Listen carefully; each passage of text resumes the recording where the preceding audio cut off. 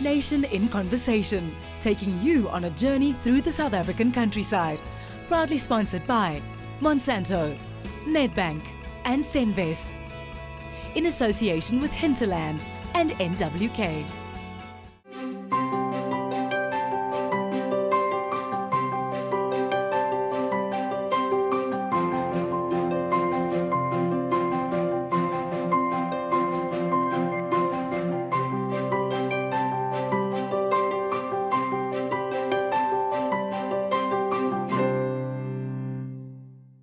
Welcome to Nation in Conversation on our journey through the South African countryside.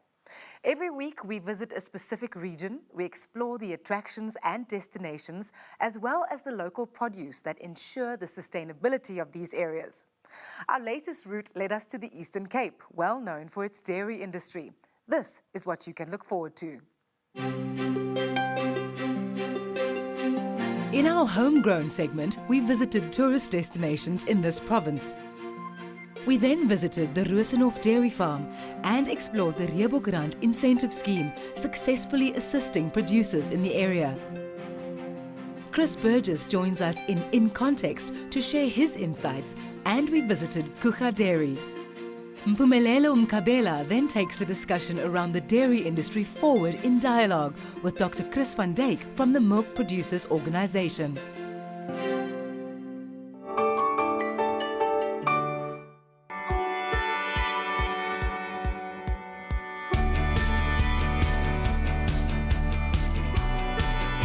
The Eastern Cape is a popular destination for visitors and offers a variety of unique experiences. Nature at its best, ocean views, adventure activities, and friendly people. This all makes every visit unforgettable. Especially south of Port Elizabeth, the attractions are almost unlimited. From the world-famous surf paradise in Jeffreys Bay, to the popular St. Francis area with its breathtaking canal system and beautiful holiday homes. This region will leave a lasting impression on any visitor. There are also the valuable wind farms along the route, which truly make a difference within the community. Testimony to the caring nature of the people in this region.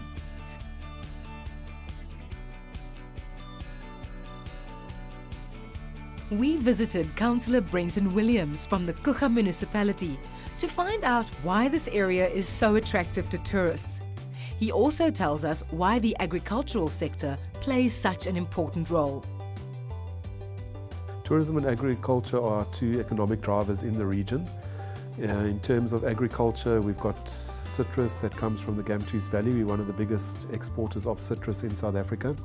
And then we're also one of the most high-density dairy farming areas in South Africa as well. And then from a tourism perspective, Jeffreys Bay got put on the map and St. Francis Bay through tourism. It started off with the farmers from the Gamtoos Valley coming to the coast in the early 1900s. And then by the 1960s, the international surf community discovered the area, discovered that we got perfect waves here, and surf tourism then kicked in, with the surf industry that followed behind that. We extend an invite to people from all over South Africa and even internationally to come visit the Cuca municipality. We've got a lot on offer. You can visit high-intensity dairy farming areas.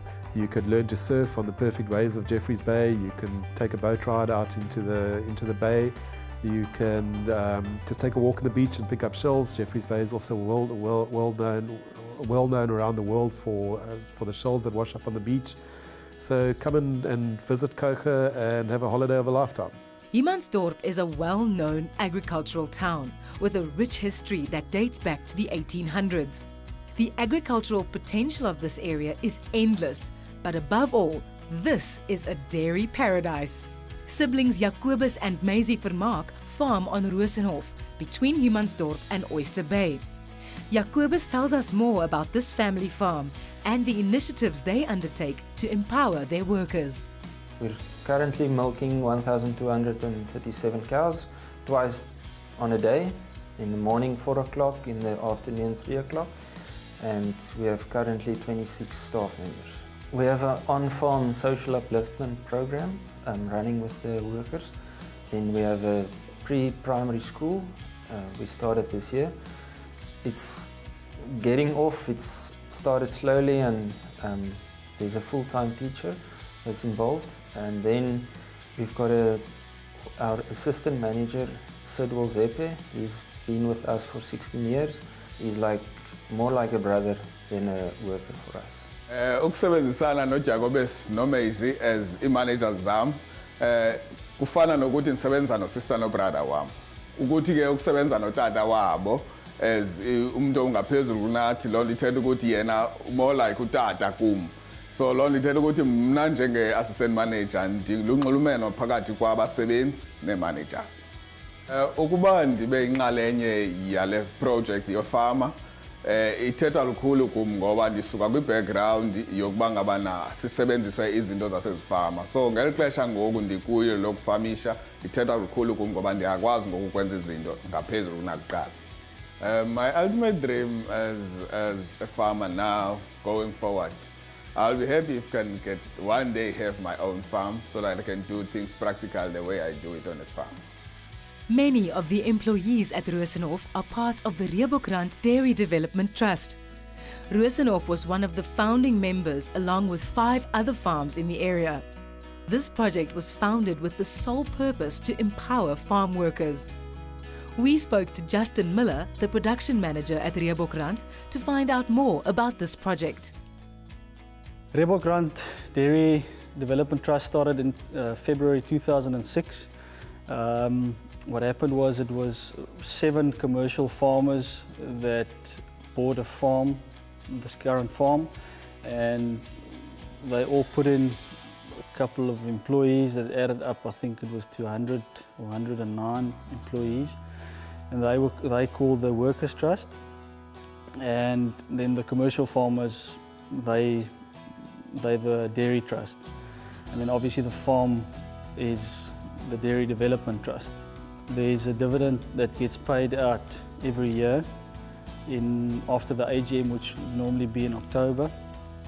And then we also started paying out money early January for the people, for their kids to go back to school. The past 10 years, I was the chairman of the Workers' Trust and the Dr.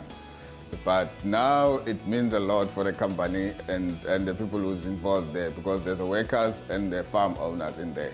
So we are partly owner of the farm, and now almost every year we get something in. So the community get extra money from the project, and more we go on, we learn more about the business side of the project.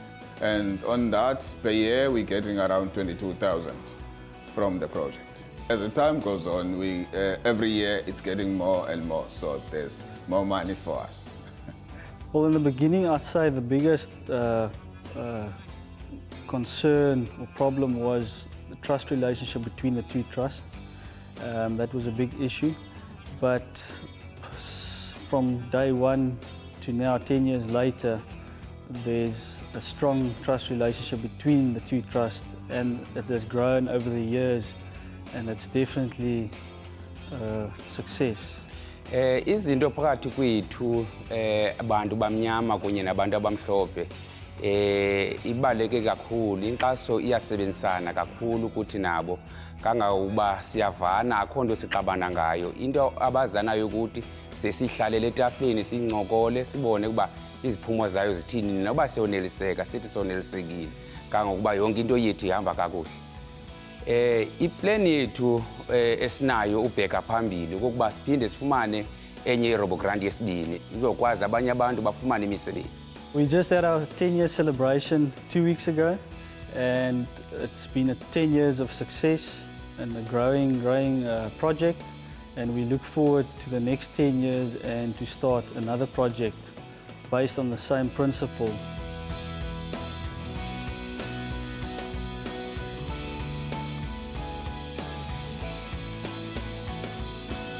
Did you know large Holstein cows can produce as much as 100 litres of milk per day at the peak of their lactation period?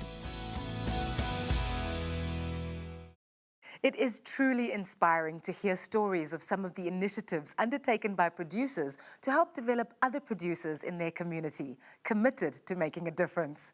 After the break, Chris Burgess joins me in studio and we pay a visit to Cuca Dairy.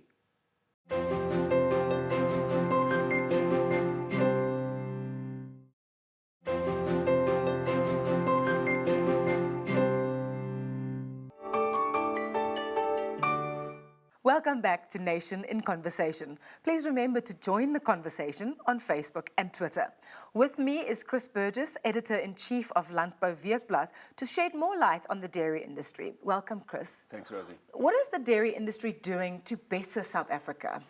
Well, it's quite interesting. I mean, the dairy industry's got some of the most innovative farmer upliftment programs in the entire agricultural sector. Share milk schemes, where black farmers actually become partners in a dairy operation. I mean, I think of guys like Jeff Every, Mpumelelo Agri in the Eastern Cape, where they actually establish high-tech dairies in areas where we haven't had agricultural development in 50 years. So one of those guys, Chile Machuletza, I most likely haven't pronounced his surname correctly. He's a 28-year-old farmer, and he, for the first time in history, we've had a black farmer that was voted as the best young farmer in the Eastern Cape. And then, of course, there's a huge potential for schools feeding schemes. You know, I mean, milk is such a wonderful product. I mean, we've got this nutritional problem at our schools. I mean, we should be, you know, every school should be drinking milk 2-3 times a day. Which dairy products are we as South Africans consuming the most? So our milk production is growing. In 2015, we produced an absolute a huge amount of milk, the most ever. It was I forget the exact figure now, but it was the most in the history of our dairy industry. But cheese is doing particularly well. I mean, that's doubled in the past, I think, 10 years. And then long life milk, because it's so convenient, it's growing at about 12%. So those are the two areas where there's real growth. Where is most of our milk produced? Well, Humansdorp in the Eastern Cape actually has got the highest concentration of dairy cattle in South Africa, interestingly enough. And if you look at the province, they produce about 30%, the Eastern Cape. And then if you add the Western Cape and KwaZulu-Natal to that, about 80%, mostly from our coastal regions. How tough is it to be a dairy farmer in South Africa? It's quite a tough industry because you have to, I mean, it's relentless. All your cows have to be milked at least twice a day. You get up at 4 o'clock in the morning. You're producing a product that needs to be sold because the milk needs to go off the farm that same day because you've got your cows being milked the next day. So I mean that also makes it quite difficult. You know, you can't, like a maize farmer, put your product in a silo and wait for the prices to improve. So that makes it quite complicated. It's quite a tough industry to be in. Before we continue our discussion with Chris, we made a turn at Cuca Dairy.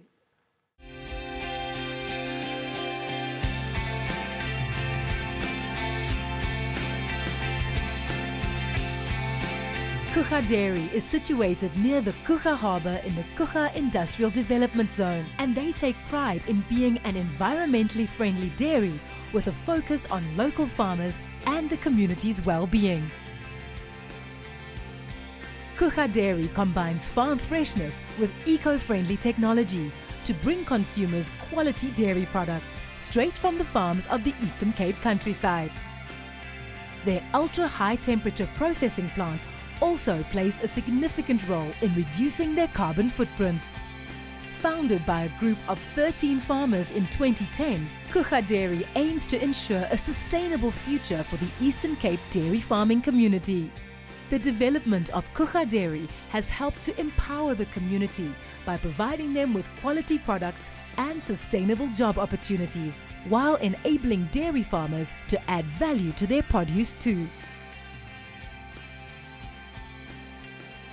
Currently, the dairy procures approximately 20% of their milk from empowerment farms.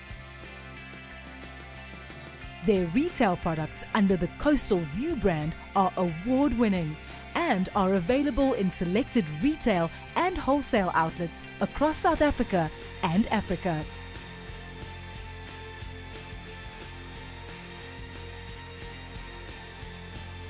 Did you know South African dairy farmers produce almost 3 billion litres of milk per year. What an incredible story of how producers get involved in the value chain to benefit the local economy and communities. Chris, tell me, how many jobs do dairy producers create? So if you work on about an average of 12 workers per operation, the sad thing is that we've lost about 3,000 dairy farmers in the past 10 years. So if you work on 12 workers per farm, that's what my maths, 36,000 farmers, farm workers that have lost their jobs. And if you look at the dependents, 2, 3 dependents, 4 dependents, you're looking at 144,000 people that have lost their work. So, you know, I mean, we could be creating more. You know, we have to start looking at imports. We need to start protecting our industries that actually create these jobs. You know. So why are we losing so many dairy producers? Well, I mean, it's a price squeeze. You know, farmers have either got to go bigger or better, and dairy is a very capital-intensive industry. You know, I mean, the milking machines that you need to milk cattle, to milk cows, I mean, cost millions of rands. So, I mean, we're sitting now with some of the biggest herds in the world. You know, we're right up there with California, Australia, and New Zealand. You know, our biggest producer, Trevor Elliott, down in the Eastern Cape, I mean, he's got 22,000 cattle, you know, cows. So that's basically the price squeeze that the farmers find themselves in. Thank you, Chris. Thank you. After the break, Mpumelelo talks to Chris van Dijk from the Milk Producers Organization.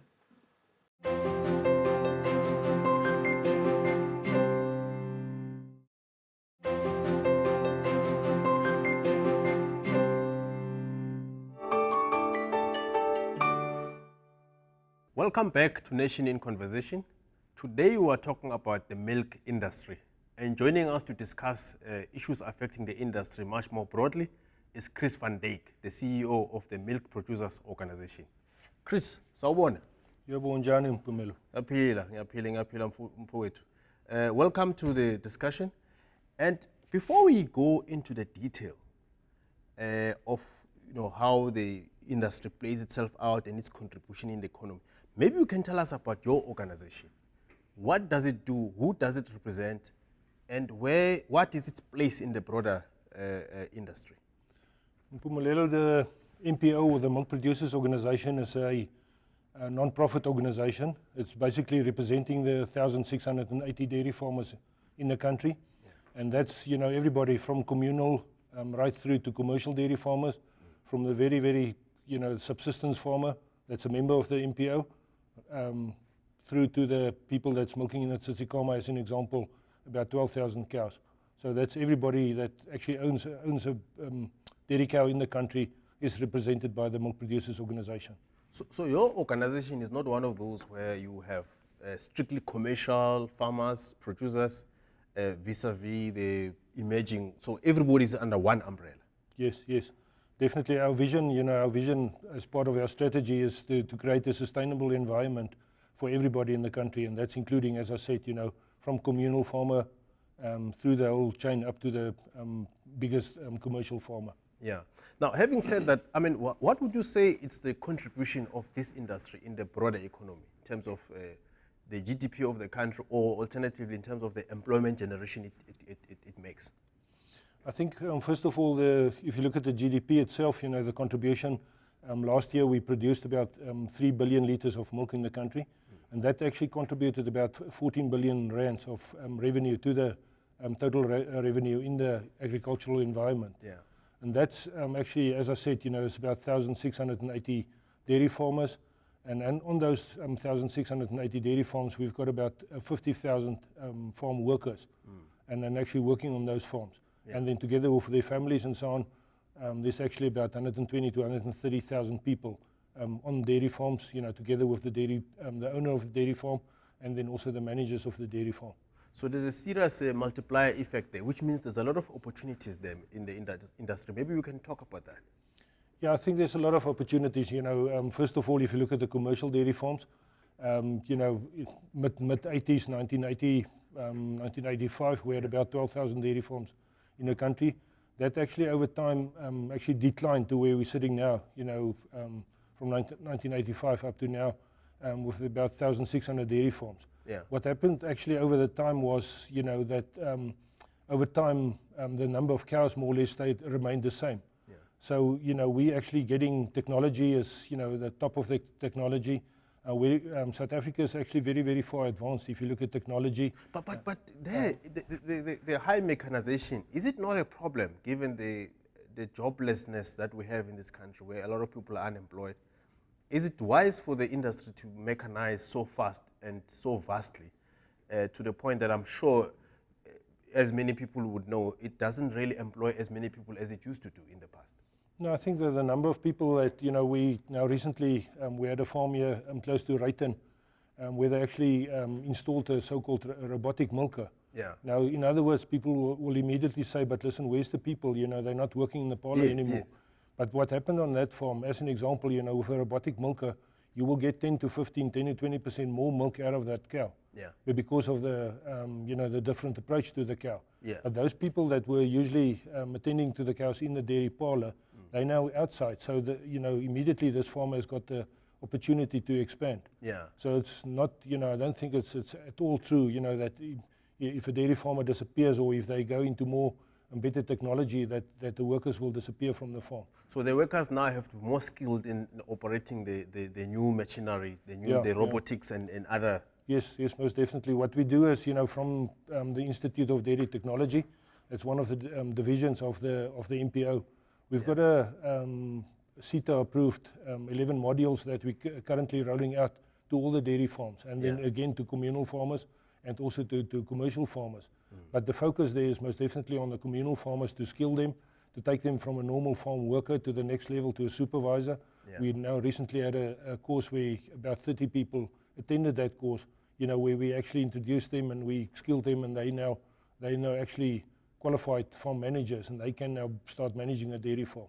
Some people might say, given the mechanization that you are talking about, which makes it cost effective to produce the milk, surely the price of milk should be lower. Why is milk still expensive? Yeah, milk. One can think that milk is expensive. When you go into the one-stop shop, or if you go into the retail, maybe if you buy the milk there, one can say, but listen, milk is now expensive. But if you look at the total increase, I think, from last year to now, total food basket actually increased. I read the other day increased by about 12%.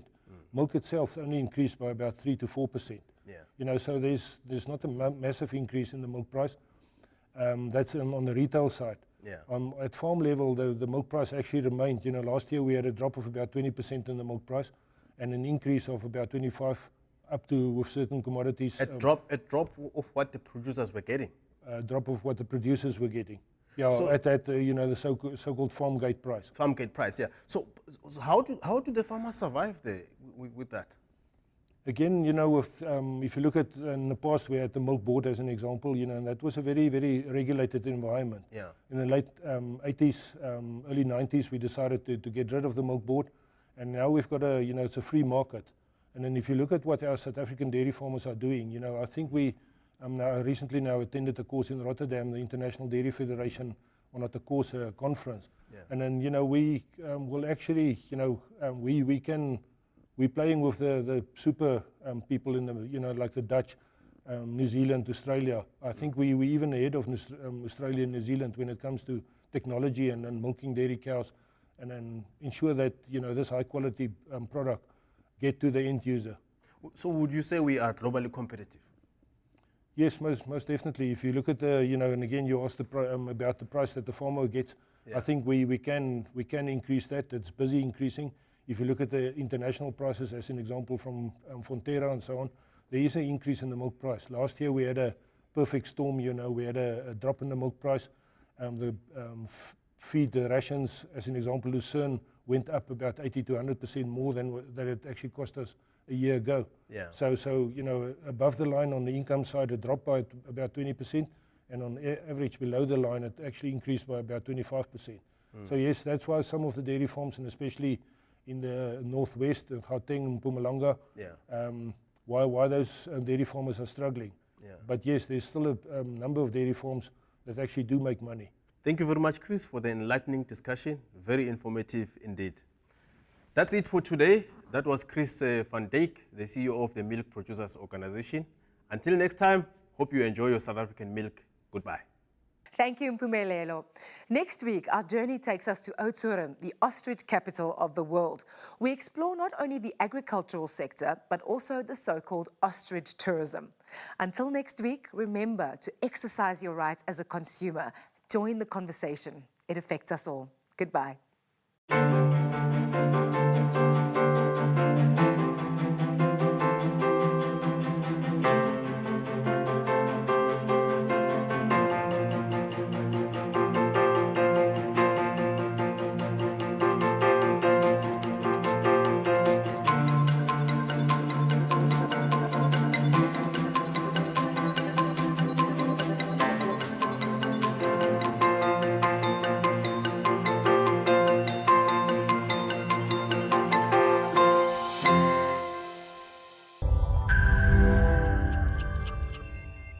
Nation in Conversation, taking you on a journey through the South African countryside. Proudly sponsored by Monsanto, Nedbank and Senves. In association with Hinterland and NWK.